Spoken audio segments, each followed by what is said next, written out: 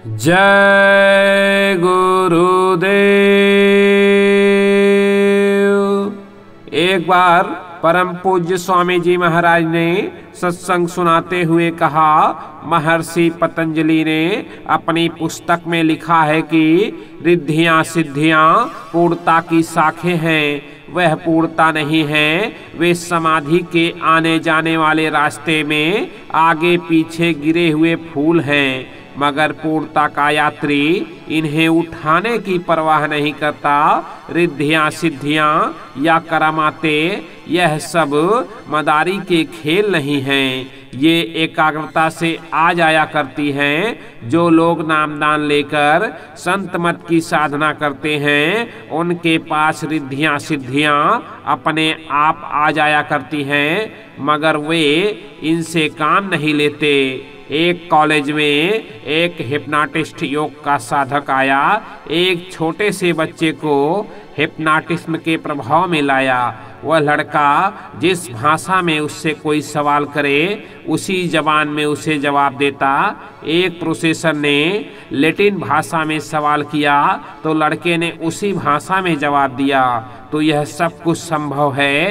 एक कॉलेज के कमरे में कुछ बुद्धिजीवी बैठे थे। इसी विषय पर चर्चा हो रही थी।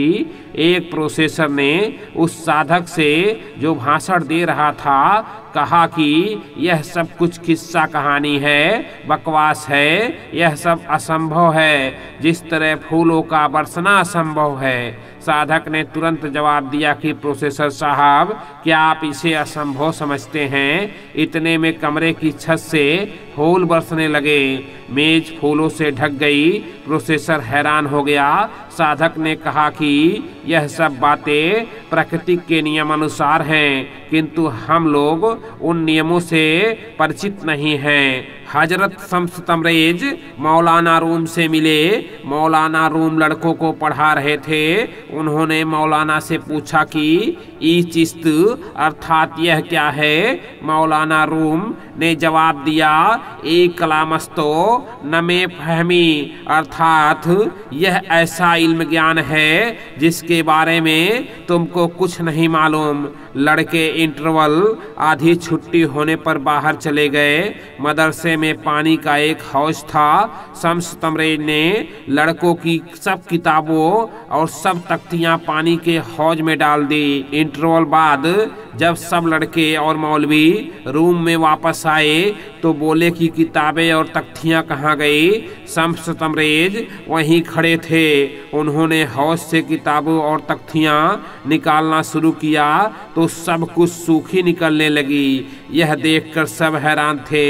मौलाना रूम के मुंह से एकाएक निकला, ये चिश्त यानी यह क्या है? तो शम्स तबरेज साहब ने फरमाया कि ई हालस्ते नमह फहमी, अर्थात यह सब ऐसा इल्म है जिससे तू बेखबर है। फिर उसके बाद मौलाना रूम ने शम्स तबरेज साहब को अपना गुरु बना लिया।